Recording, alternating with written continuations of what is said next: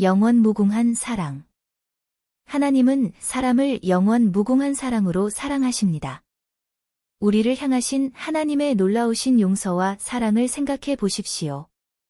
아담의 범죄로 인하여 모든 인생들은 하나님을 등지고 떠났지만 하나님은 그들의 죄를 사하여 구원하시려고 준비하셨습니다. 이사야 53장 5절 6절.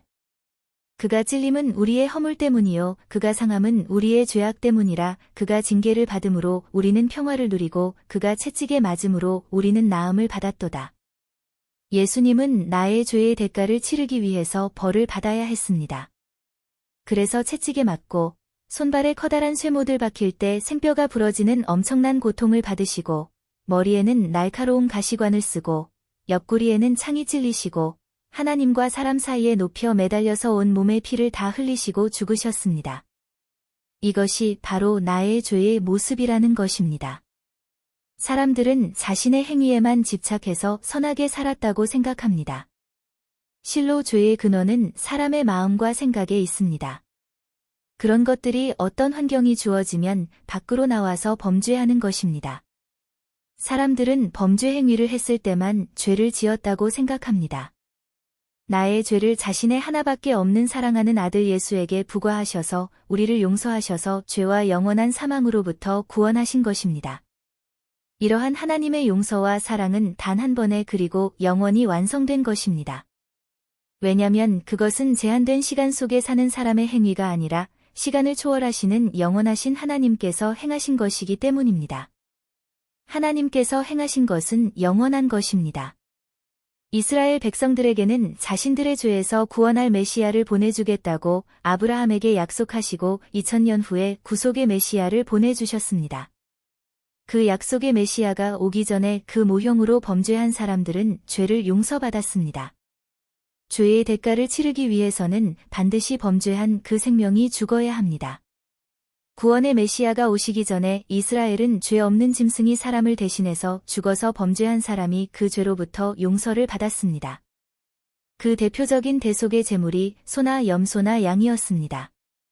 이스라엘 백성들은 죄를 지을 때마다 짐승이 대신 죽었고 이스라엘 백성 전체를 위해서 1년에 한 번 대속죄 제사를 드렸던 것입니다. 그 짐승으로 드린 대속의 제사의 효력은 1년이었습니다. 그런데 하나님의 아들 예수의 대속 제사는 영원합니다. 그것은 예수는 하나님의 아들이시기에 영원한 분이십니다. 히브리서 13장 8절. 예수 그리스도는 어제나 오늘이나 영원토록 동일하시니라.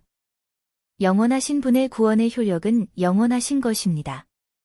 그래서 영원한 속죄를 이루신 것입니다. 그것은 영원하신 분께서 하신 단 한 번의 행위 자체도 영원하신 것이기 때문입니다. 그래서 히브리서 9장 12절 염소와 송아지의 피로 하지 아니하고 오직 자기의 피로 영원한 속죄를 이루사 단번에 성소에 들어가셨느니라.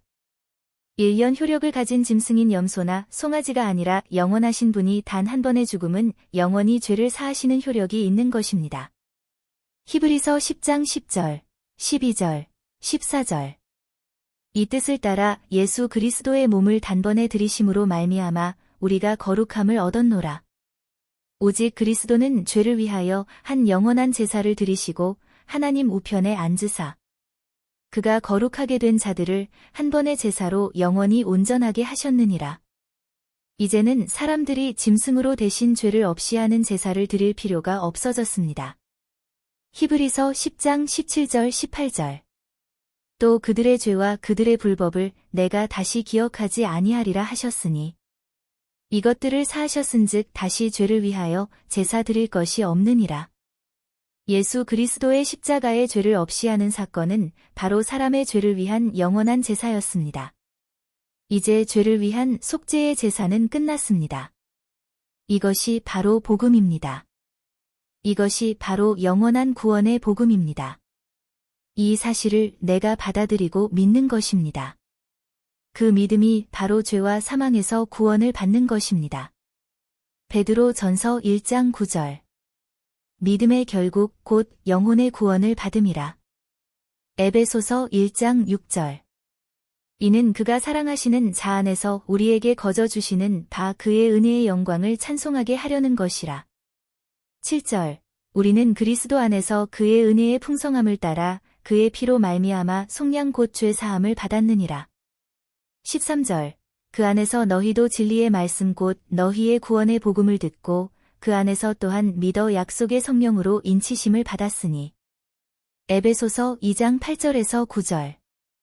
너희는 그 은혜에 의하여 믿음으로 말미암아 구원을 받았으니 이것은 너희에게서 난 것이 아니요 하나님의 선물이라. 행위에서 난 것이 아니니 이는 누구든지 자랑하지 못하게 함이라. 하나님은 사람을 영원하신 사랑으로 사랑하셨습니다. 이사야 43장 25절 나 곧 나는 나를 위하여 내 허물을 도말하는 자니 내 죄를 기억하지 아니하리라. 이사야 44장 22절. 내가 내 허물을 빽빽한 구름같이 내 죄를 안개같이 없이 하였으니 너는 내게로 돌아오라 내가 너를 구속하였음이니라. 하나님은 언제나 우리를 용서하십니다. 그래서 성막의 밑에는 은으로 되어 있습니다. 은 피를 상징합니다. 이것은 우리 발 아래 항상 예수님의 피가 흐르고 있습니다. 늘 우리를 용서하시는 영원불변의 무궁한 사랑을 말씀해 주시는 것입니다. 우리는 하나님의 영원한 사랑 가운데 살기에 얼마나 안전하고 감사합니까? 찬양과 영광을 하나님께 올립니다.